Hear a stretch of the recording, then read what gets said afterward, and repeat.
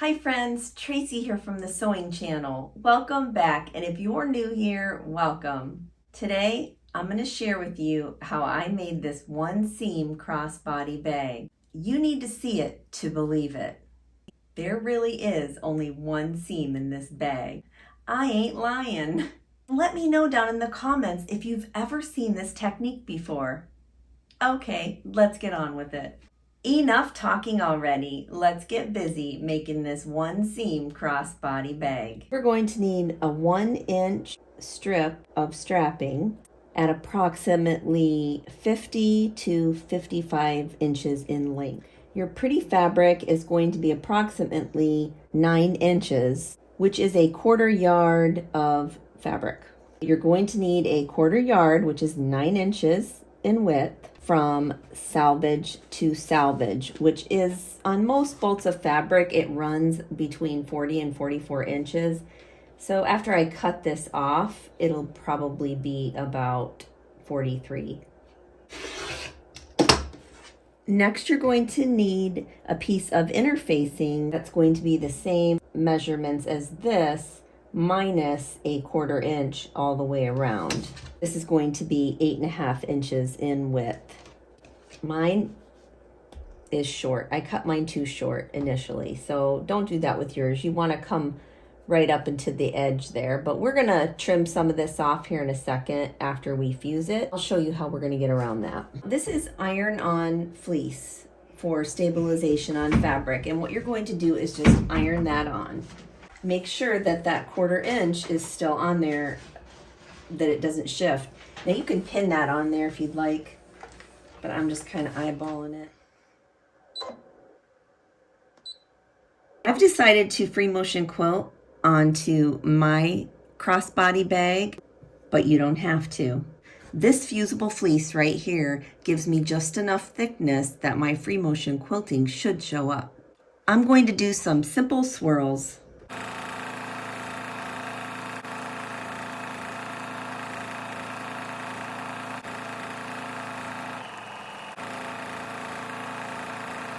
I have my piece of fabric all free motion quilted up with swirls on it. I do think the swirls gave it a really nice quilty effect, exactly what I was going for.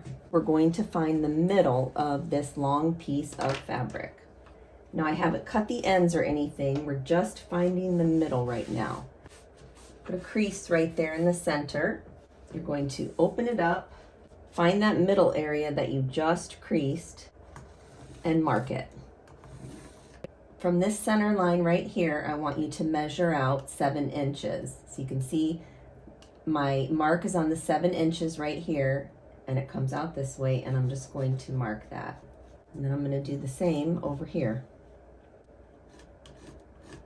I'm going to take my ruler, line everything up, make sure the top and the bottom of the ruler is all lined up, find your mark, and draw a line there.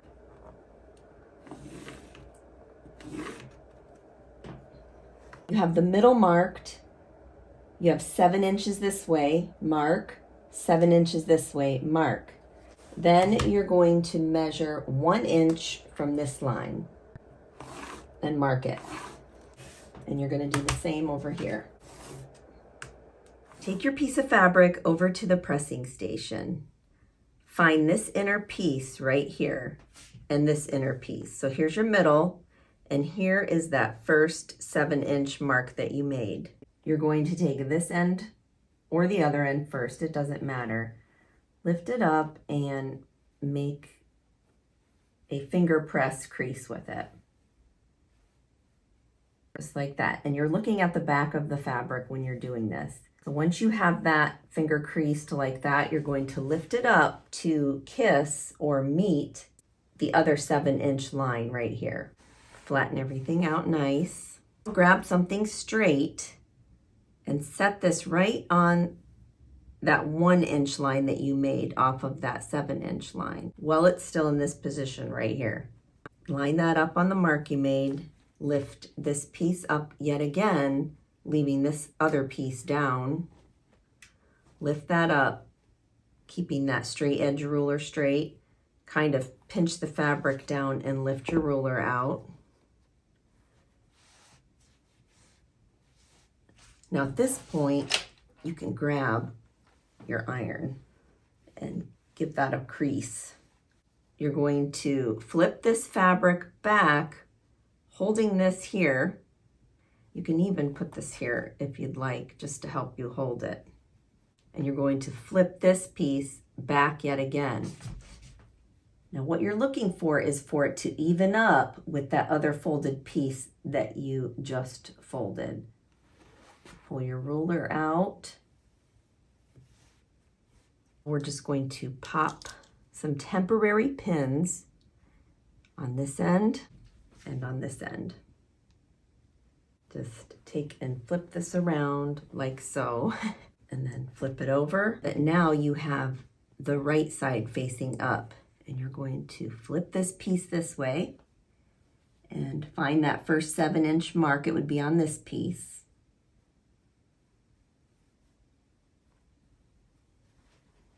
Just see there.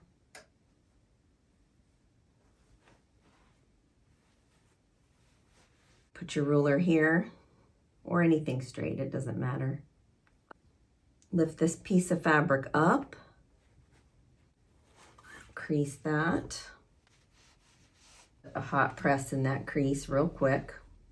Now we're going to lift this back to meet that crease that we just made, and it will meet the rest of them as well. And you can use the ruler again here to hold that if you'd like.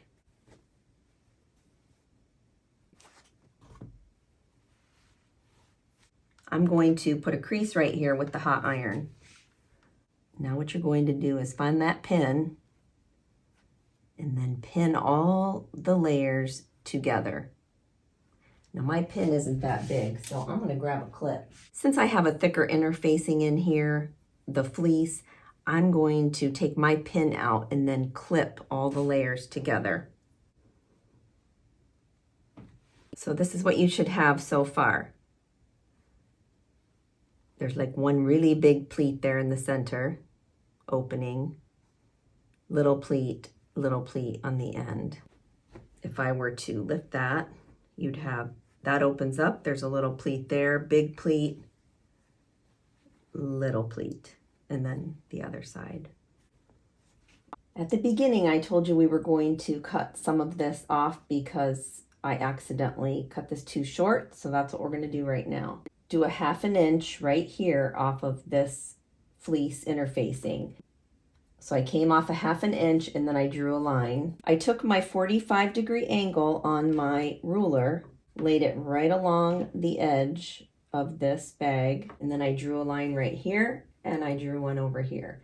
So now we're just going to trim that off. Going through those, just these top layers right here. Be sure you don't catch this right here, that inside layer. You don't want to catch that within this cut. You can make this round, you can make it any shape you want. You could do a scallop, that would be pretty. Just use your imagination, really. You just need them to be even on both sides. I'm not going to worry about the 1/4 inch of the fleece being away from the outer edge here on this one. I'm just going to go with it because I've already free motion quilted over that, so I don't want to unpick that. This is what you should have so far, something that looks just like that. Determine which one of these, if they're fussy cut or if you have a really good pattern on this side as opposed to this side, because one of these are going to be on the inside flap and one is going to be on the outside flap. I'm using Velcro as my closure, and since I don't want the ugly stitches on the outside of my flap, I want to make sure that I connect it first to an inner flap before I connect these together. I know that this is going to be on the inside of my crossbody bag where I'm going to put my closure, which is Velcro. Now you can use anything you'd like. It doesn't matter. You can use a button, you can use magnets, you know, snaps, whatever. This is what I'm choosing. Here you can see I put FO, front outer. And how I determined that was my free motion quilting looked better right here than it did right here. And this is going to be the one that's going to be facing outward. So picture how a flap would be closing. You know you're going to want to come off a 1/4 inch from the edge here. And you're going to want to place it somewhere in this area. So you're going to have a 1/4 inch seam allowance. So pretend like that's there. And you're going to come down and center it. Tack this Velcro closure on this piece of fabric only, this inner piece that I had marked. Remember, there's an inner and there is an outer. So you can see here, I have my Velcro attached. This is just a 3-inch piece of Velcro. We need to insert our straps properly so that they line up with our crossbody bag the way we want it to. So the first thing I did was just pinch this like this and sew that, just to tack that down because this is going to be on the inside. Nobody's going to see that. You're going to follow along here so that you're not twisted. Pinch that the same identical way and give it some stitching there. Now this is a very important step that's next. You want to open this up and find your outer, which this is the FO is the front outer for me. So this is the front outer portion right here. I want you to, on this flap right here, I want you to make 1.5 to 2 inch mark. I want you to do the same thing over here. So I have 2 inches marked there, and I have 2 inches marked from this fold to there. This pinched piece right here, you're going to tuck this right in here like that, add a slant, lining up that mark right in the middle of that folded piece of strap. Just make sure that both angles are the same on both sides. I mean, it doesn't really matter what kind of an angle. You just don't want it coming straight out.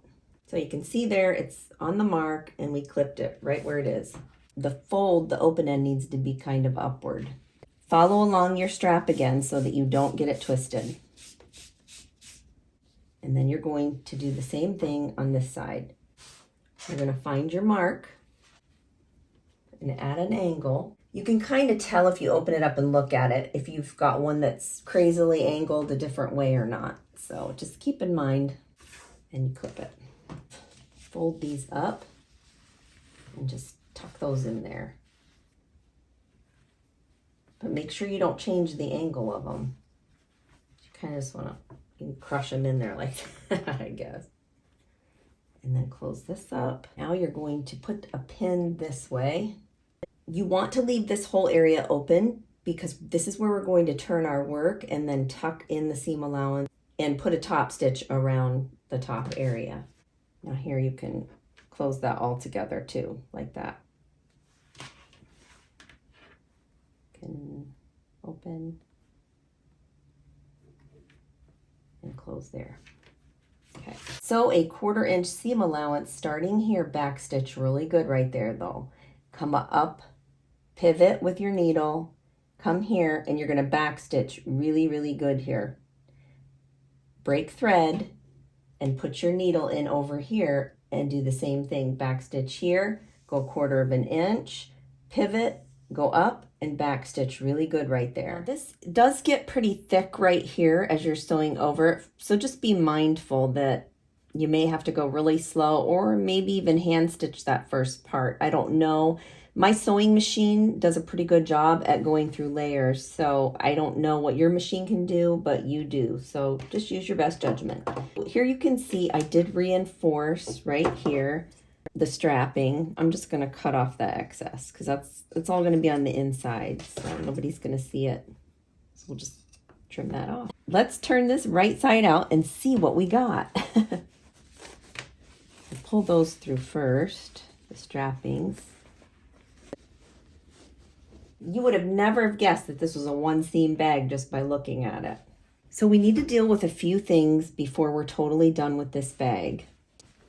We're going to attach this last after we stitch everything up because I want to make sure that when I go to flip this like this, that it's going to hit in the exact spot that I want it to. First, you're going to tuck these seam allowances down in and press them and then stitch them. Take this to the sewing machine and stitch this up. You're not going to go all the way down into here. What you're going to do is follow right along here, top stitch here, here, and then down here, and then tie off. So I've top stitched that area. That's all closed. See where this is going to go. We have to tack these down yet too. You need to figure out where this is going to hit. Right about there will do it. So I'll sew around that, and then I'll show you how we're going to tack these down. Now what I want you to do is take your straps and kind of put your hand in there, flatten out the back area on the inside, and just pull those straight up like that. If you want to hang something on the inside of here, you can leave the width of your finger space in there, and that way you can clip stuff on the loops, anything you want, your keys or hand sanitizer or whatever. Make sure it's even on the seam. Pop a pin there. On this side, do the same thing, just lift it up there like that. Your finger in there. Because I don't know if I want to hang something or not, so I'm going to make sure I put that in there just in case. Pin that.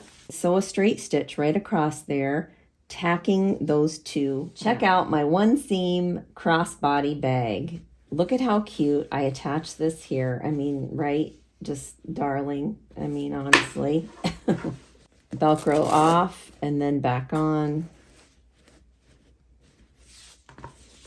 I've got my loops right here. I mean, it's too cute. Well, this bag measures approximately 7.5 inches high and about 6.5 inches this way, about 2.5 inches there. Until next time on the Sewing Channel, take care.